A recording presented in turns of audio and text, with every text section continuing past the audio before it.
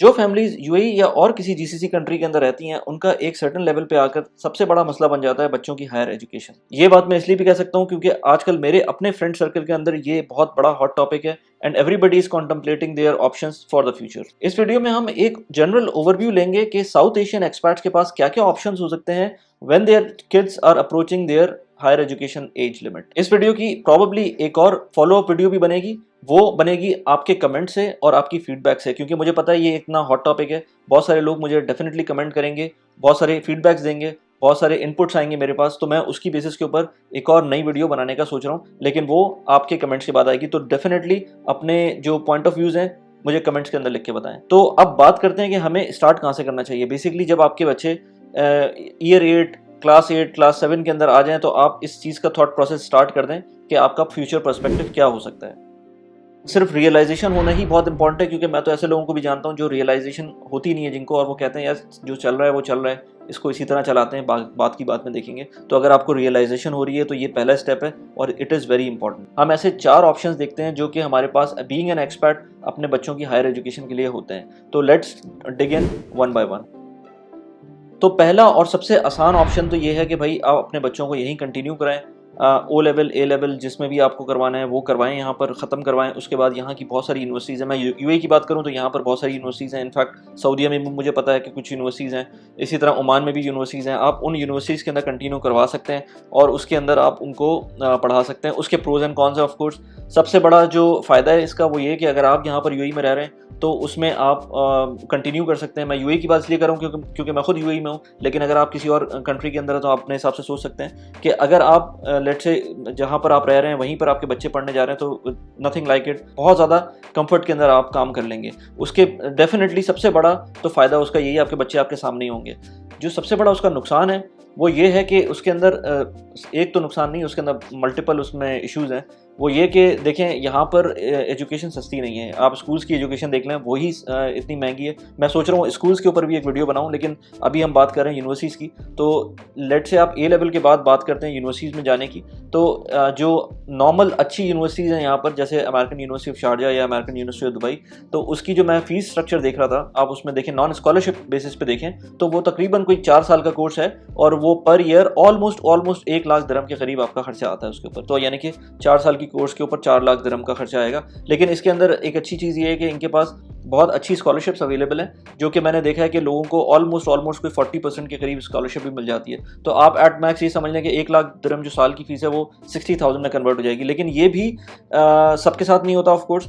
तो बच्चों के अंदर भी कुछ फ्लेयर होना चाहिए। तो उसके अंदर लेट से मैं तो अगर वर्स्ट केस की बात करें तो 1 लाख दिरहम है, और अगर बेस्ट केस की बात करें तब भी वो 60,000 दिरहम्स है। तो ये अगर अमेरिकन यूनिवर्सिटी शारजा, और ये मैं बात कर रहा हूँ बाय द वे इंजीनियरिंग की, कोई मेडिकल की बात भी नहीं कर रहा, या मैं बिजनेस की बात करूँ तो अगर मेडिकल की बात करेंगे तो वो तो फिर अलग ही केस है ना, तो उसको तो मैंने देखा भी नहीं है अभी। तो अगर इंजीनियरिंग और बिजनेस की बात करें तो इसके अंदर सिर्फ बैचलर्स के ऊपर आपके upwards from 60,000 towards let's say 120,000 इसके दरमियान का खर्चा आएगा पर ईयर। और ये 4 साल का कोर्स है तो आप उसके हिसाब से लगा सकते हैं। तो सबसे बड़ा मसला तो इसमें फीस है। इसके बाद जो दूसरा मसला आता है वो बहुत इंपॉर्टेंट मसला है, वो ये कि देखें आप यूएई के अंदर अगर बात करें, बाकी कंट्रीज़ को तो ऑफकोर्स वो और उनकी मार्केट और छोटी हो जाती है, लेकिन अगर आप यूएई की बात करें तो यूएई की मार्केट इतनी बड़ी नहीं है। अगर उसको कंपेयर करें लेट से वेस्ट से कंपेयर करें, जर्मनी से कंपेयर करें, यूके से कंपेयर करें, लेट से अमेरिका से कंपेयर करें, तो इतनी बड़ी मार्केट नहीं है। तो आपके बच्चे जब निकलेंगे तो उनको एक प्रॉब्लम आती है जो मैंने देखा है यहाँ पर फ्रेश ग्रेजुएट्स को जॉब मिलने में।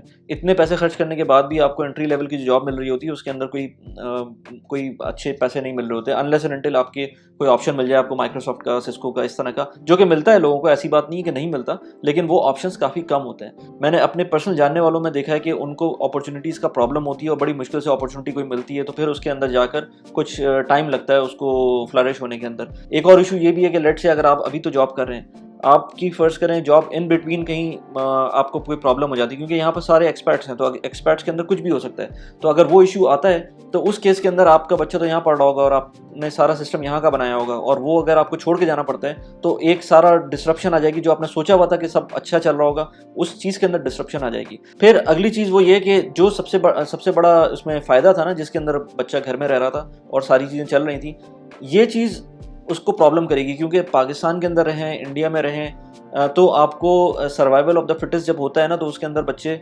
बहुत सारी चीज़ें सीख रहे होते हैं। वो यहाँ पर नहीं होगा। यहाँ पर सारी चीज़ें आपको स्मूथली चल रही होंगी। यूनिवर्सिटी जाना है, यूनिवर्सिटी से वापस आना है, काम करना है, मतलब ये सारी चीज़ें काफ़ी ज़्यादा स्मूथली चल रही होंगी। पाकिस्तान, इंडिया में ऐसा नहीं होता, उसमें काफ़ी स्ट्रगलिंग लाइफ होती है, तो वो भी आपको बहुत कुछ सिखा रही होती है। अच्छा, अब हम सेकंड ऑप्शन पे आते हैं। सेकंड ऑप्शन क्या है आपका?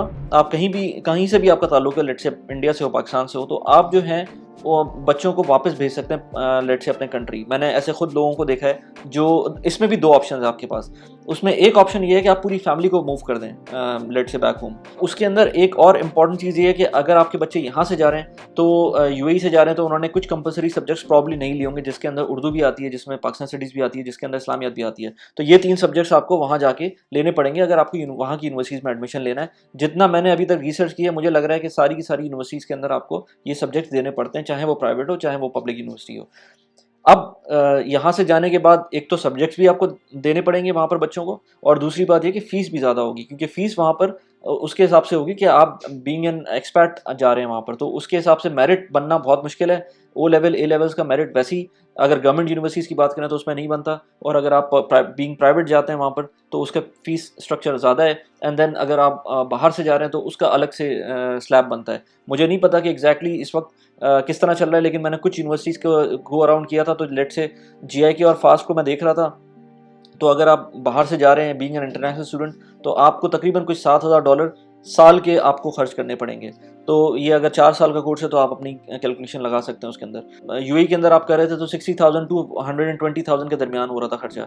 यहाँ पर आपका एट मैक्स तकरीबन कोई 20-25,000 दिरहम्स पर मंथ के ऊपर खर्चा आना है जीआईके और नेस्ट जैसी यूनिवर्सिटीज़ का। और इसके अंदर अगेन मैं मेडिकल की तो बात ही नहीं कर रहा। मेडिकल अगेन एक अलग सब्जेक्ट है, उसके अंदर बहुत ज़्यादा एक्सपेंसिव होता है मेडिकल, तो मैं अभी उसकी बात नहीं कर रहा, ना मैंने उसको बहुत ज़्यादा स्टडी किया है, क्योंकि वो मैंने एक यूनिवर्सिटी थी पाकिस्तान के अंदर, जो खान यूनिवर्सिटी, जो सबसे ज़्यादा क्रेडिबल यूनिवर्सिटी है, जिसकी मैंने फ़ीस वहीं के स्टूडेंट के लिए देखी तो तकरीबन कोई वो 1.5 करोड़ रुपए की थी 5 साल का एमबीबीएस का। तो वो आप सोच सकते हैं कि वो कितनी महंगी होगी for an international student. Sorry for the interruption, लेकिन मैंने कहा बता दूं आपको कि मैं जो न्यूज़ लेटर्स निकाल रहा हूँ उसके अंदर मैं कोशिश ये कर रहा हूँ कि अब आगे आने वाली जितनी भी वीडियोज़ हों उसका मैं हिंट उसके अंदर दूँ। न्यूज़ लेटर के अंदर हर हफ्ते न्यूज़ लेटर निकलता है, लिंक डिस्क्रिप्शन में डाल दिया है।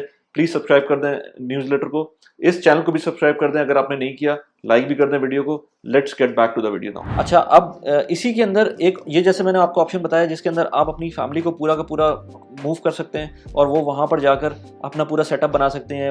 जो छोटे बच्चे होंगे वो भी अपने स्कूल में जा सकते हैं and then they will carry on with their life there. कि दूसरा ऑप्शन के अंदर ये है कि आप अपने बच्चों में से जो इस एज को आ गया है जिसको यूनिवर्सिटी जाना है उसको आप मूव कर दें पाकिस्तान या इंडिया। बहुत सारे लोग करते हैं इस तरह से कि वो लोग मूव करते हैं और उसके अंदर लेट से या तो वो उनको हॉस्टल्स के अंदर ठहराते हैं या फिर वो अपने होम टाउन के अंदर अगर यूनिवर्सिटी मिल जाती है तो अपने घर कोई लेकर रह रहे होते हैं और उसके अंदर उनको कंटिन्यू करवाते हैं। तो ये भी एक बहुत अच्छा ऑप्शन है। उसमें ये होगा कि आपकी जो बाकी पूरी फैमिली है वो आपके साथ रह रही होगी और आप टू एंड फ्रो कर सकते हैं, मिलने जा सकते हैं एंड सो फोर्थ। अगेन इसके अंदर थोड़ी सी फ्रिक्शन होगी। आपके बच्चे वहाँ पर अगर पूरी ज़िंदगी वहाँ नहीं रहे तो बिल्कुल नया एक्सपीरियंस होगा वहाँ जाकर। बहुत सारे लोगों को शौक लगता है। मैं कुछ मेरे इंडियन दोस्त हैं उनके साथ हुआ था। उनके बच्चा पढ़ने में बहुत शार्प था, लेकिन जब वो उन्होंने मूव किया उसको पहले हॉस्टल में भेजा और बहुत अच्छी यूनिवर्सिटी में भेजा वहाँ पर, लेकिन उसको वहाँ पर बुलिंग हुई। तो ये चीज़ें इंडिया पाकिस्तान के अंदर बहुत नॉर्मल है कि यूनिवर्सिटीज़ के अंदर बुलिंग होती है और ये वहाँ के बच्चे तो यूज़ टू हो जाते हैं, लेकिन यहाँ से जो जाने वाले होते हैं उनको थोड़ा सा प्रॉब्लम होता है। तो इसलिए ये चीज़ हो सकती है, ये प्रॉब्लम हो सकती है और ये आपके दिमाग में होनी चाहिए। Before going to the next section make sure कि आपने वीडियो लाइक कर दी हो। अब हम लास्ट ऑप्शन के पास जाते हैं। लास्ट ऑप्शन आपका ये है कि आप ना लेट से आपको ना यहाँ कंटिन्यू कराना है, जो कि मेरा भी ऑप्शन यही है कि यार मैं यहाँ बच्चों को नहीं पढ़ाना चाहिए, क्योंकि अगेन मैंने कहा ना उसके अंदर मल्टीपल रीजंस हैं कि यहाँ प्रॉब्लम्स हो सकती हैं। यहाँ पर जब आप निकलेंगे तो आपने पैसे इतने पे कर दिए होंगे, लेकिन आपको जो अपॉर्चुनिटीज़ हैं वो शायद उस तरह की ना मिल सकें। इसके अलावा यहाँ पर रहते हुए एक कंफर्ट जोन में बच्चा आ जाता है तो वो भी एक अलग मसला है। वो अगर आपने अभी तक एक कंफर्ट जोन में रखा हुआ है और उसके बाद यूनिवर्सिटी में भी वही कंफर्ट जोन देंगे तो उसके अंदर भी मसला है। एक चीज़ और, पाकिस्तान के अंदर या इंडिया के अंदर जो बच्चे पढ़ रहे होते हैं यूनिवर्सिटीज़ में वो साइड हसलिंग भी कर रहे होते हैं। मैंने खुद भी की है और मैं खुद भी इंकरेज करता हूँ कि चाहे आपके पास रिसोर्सेज हों या ना हो, साइड हसल करने दें बच्चों को। वो यूनिवर्सिटी के साथ चाहे वो वेस्ट के अंदर हो, वेस्ट में तो करनी पड़ती है साइड जॉब्स, लेकिन किसी अच्छी लाइन के ऊपर वो उनको काम करें तो वो ज़्यादा बेहतर होता है अपार्ट फ्रॉम देयर स्टडीज़। अब ये चीज़ यहाँ पर रह के बहुत मुश्किल है, ऑल्दो कि आजकल डिजिटल का ज़माना है, बहुत कुछ हो सकता है, लेकिन again as I said comfort zone तो वो थोड़ा सा मैटर करता है उसके अंदर। अब जो लास्ट ऑप्शन है हमारा, वो उस पर बात करें तो लास्ट ऑप्शन ये है कि आप अपने बच्चों को बाहर भेज सकते हैं। अब बाहर के अंदर बहुत सारे ऑप्शन हैं, मैं अभी डिस्कस करूँगा आपसे फ़ीस के बारे में भी कि जो है ना ये इसके अंदर आपके पास क्या क्या फ़ीस ऑप्शन हैं।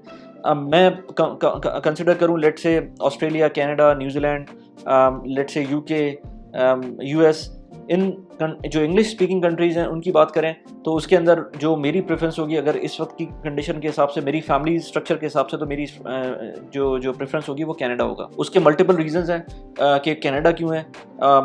उसके अंदर मेरे ख्याल से जो इमिग्रेंट फ्रेंडली उसका जो इस वक्त नेचर है, अगर आपको अगले 1-2 साल के अंदर जाना है, 3 साल के अंदर जाना है, तो मेरे ख्याल से it is a good place to go. जो स्टूडेंट वीज़ा है उसके बाद आपको बहुत अच्छी अपॉर्चुनिटीज़ मिल सकती हैं, आपको वीज़े का प्रॉब्लम नहीं होगा कंपेयर टू यूएस के अंदर अपॉर्चुनिटीज़ बहुत होती हैं, लेकिन वहाँ पर ग्रीन कार्ड का स्टेटस मिलना, H1B का स्टेटस कन्वर्ट होना, ये सारी चीज़ें बहुत ज़्यादा प्रॉब्लमेटिक हैं। तो वो बेहतर ये है कि आप, मेरे ख्याल से अगर किसी का फैमिली टाइज उस तरह के हैं तो वो कनाडा मूव करे या ऑस्ट्रेलिया मूव करे। यूके में भी अब ऑप्शंस आ गए हैं कि आपको वो जो आपकी स्टडीज़ ख़त्म होने के बाद कुछ 1-2 साल का मेरे ख्याल से वर्क परमिट मिलने लगा है, तो वो एक अलग ऑप्शन है यूके का भी। न्यूजीलैंड का भी इसी तरह से, ऑस्ट्रेलिया का भी इसी तरह से कि आपको ऑप्शंस मिल सकते हैं वहाँ पर। इसी तरह कनाडा में भी है, लेकिन यूएस का क्योंकि वहाँ पर H1B वीज़ा मिलना थोड़ा सा और मुश्किल हो गया है और उसको कन्वर्ट करना है ग्रीन कार्ड के अंदर और प्रॉब्लमेटिक है। तो बेहतर ये है कि अगर आप स्टेबल रहना चाहते हैं तो इन इंग्लिश स्पीकिंग कंट्रीज़ के अंदर जाएं।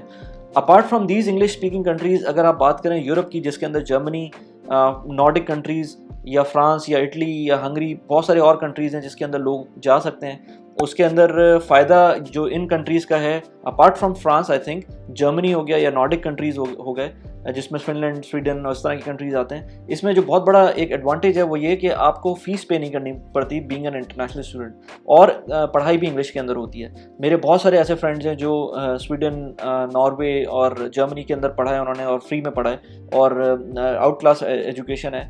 बहुत फ़ायदा है इसके अंदर। आपको अपना सिर्फ खर्चा निकालने के लिए जो जॉब करनी होगी वो करनी होगी आपको। आपका कोई मेजर एक्सपेंस नहीं होगा आपकी पढ़ाई के ऊपर। थोड़ा बहुत जो एक्सपेंस रहने में शुरू में होगा वो होगा, अदरवाइज़ आप खुद सस्टेन कर जाएंगे वहाँ पर।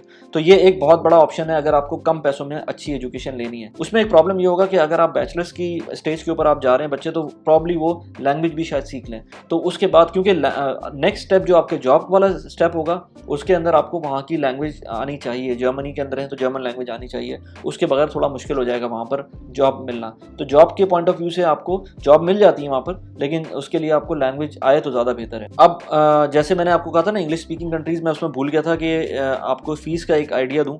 तो फ़ीस का एक आइडिया, जो एक नॉर्मल अच्छी यूनिवर्सिटी वहाँ पर चार्ज करती हैं through out all the countries, starting from UK, Australia, Canada, New Zealand, US, तो उसके अंदर तकरीबन कोई $10,000 से लेकर कोई $20,000, $25,000 इसके दरमियान कोई लाई करती है पर ईयर की फ़ीस। और ये सिर्फ ट्यूशन फ़ीस है, उसमें जो बाकी एक्सपेंसेस हैं वो अलग हैं।